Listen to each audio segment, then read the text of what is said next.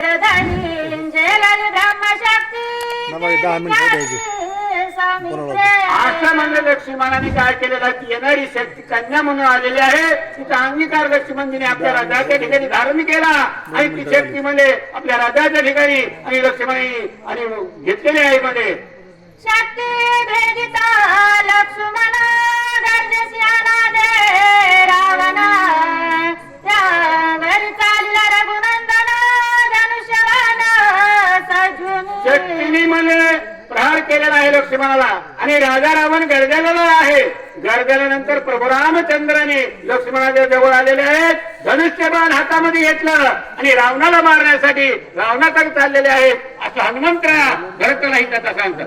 सडोनिया निर्वाण बाणा तत्पर मारवया रावणा हे रे साधिले विंदान पाठी देऊन पळाला. प्रभू रामचंद्राने निर्वाणीचा बाण आपल्या धनुष्यावर लावलेला आहे.